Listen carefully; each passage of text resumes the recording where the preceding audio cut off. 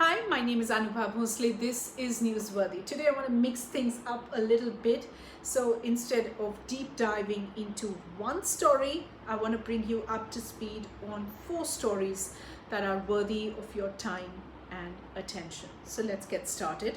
The first is about the Delta Plus variant of the coronavirus. It is a mutated version of the Delta variant that drove India's second wave. The Delta variant is the dominant strain in the UK. It is quickly spreading in the United States. To remind you, the Delta variant is far more infectious than any other variant of the virus that we've had till now. It is at least 40% more transmissible than the Alpha UK variant, which itself is 50% more transmissible than the original version of the virus. Now, this new Delta Plus variant, identified in 4 states across India already, is even more infectious. It appears to attach to the receptors of lung cells more strongly and might even weaken vaccine efficacy against it. For these 3 reasons, the Health Ministry has named the Delta Plus variant a variant of concern. 40 COVID-19 cases caused by Delta Plus have already been detected in India. Please keep in mind India's poor pace of genomic sequencing, so that number is likely higher. Maharashtra has reported the highest number of cases. The new variant has also popped up in 12 countries. Now, with India unlocking, people out and about once again, experts are warning of a third wave, especially keeping in mind that there is now a low adherence to COVID-19 protocols, but there is presently no evidence to suggest that Delta Plus is going to drive the third wave. As Dr. Anurag Agarwal, the director of the Institute of Genomics and Integrated Biology, told NDTV, that the numbers say we should still be more worried about the Delta variant than this Delta Plus. Either way, wear a mask, stay at home, maintain distance when you're out, and most importantly, get vaccinated. The next story that I want to flag, a political one. The Gupkar alliance of 6 leading parties from Jammu and Kashmir attended a meeting today led by Prime Minister Modi. The former state's former leadership were in attendance, many of whom were under arrest for months after the abrogation of Article 370. This is the first face-to-face that the leadership of the PDP, Mehbooba Mufti, and National Conference's Farooq and Omar Abdullah have with the Prime Minister since 2 years ago. A trust deficit is only expected. The BJP and the Congress were also at this meeting that lasted for about 4 hours or so. From statements that have come out so far in the press, the Prime Minister has asked these regional parties to participate in the delimitation process, indicating that that is the roadmap to elections. Now, remember, the Delimitation Commission started work last year. In March, it has an extension for another 12 months now, but the political response to the delimitation exercise was at least rocky at the start. Many regional leaders refused to participate, saying it was palpably unconstitutional. Now, the delimitation exercise is crucial to holding elections, and this meeting with the Prime Minister is being seen as a step in that regard, considering for the last 2 years since the abrogation, a much promised political alternative has been missing.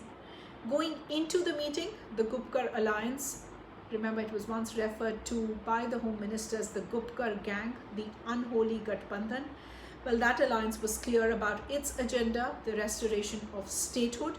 There has been no official word about that, except that the Prime Minister telling the leaders that their government was committed to it. The third story that's absolutely worthy of your time. For the very first time, there is now official confirmation that India is holding direct talks with the Taliban. A senior Qatari official confirmed as much 2 days ago that an Indian delegation quietly met with Taliban's leadership in Doha. Now, the ministry, that's New Delhi, is yet to confirm this. In fact, it has dodged direct confirmations on this matter since early June, when source-based news came out that India had exchanged messages with several nationalist Taliban factions including Abdul Ghani Baradar, who's a member of the Leadership Council that includes Pakistan-based Taliban that's accused of terrorism. Now, why is this a big deal? This is a big shift in India's policy regarding the Afghan peace process. In 2020, when the US Taliban withdrawal agreement was signed, India had refused to officially negotiate with the Taliban, putting its weight behind the democratically elected government. But now, alongside talks with the president and other leaders, India has opened the door to talks with the Taliban.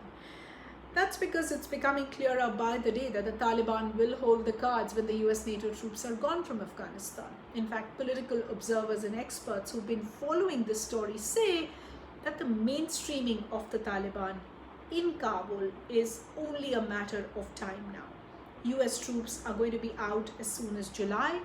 That process has already started in many ways. Internal instability and violence in Afghanistan is taking place. And of course, a regional power play is already in place, from China to Turkey, Russia to India and Pakistan, all coming up. This is obviously a story that has a lot more nuance, lot more detail and context. So if you would like us to dive deep into this via a standalone video, just leave us a comment and we'll take that note. The final story I want to flag.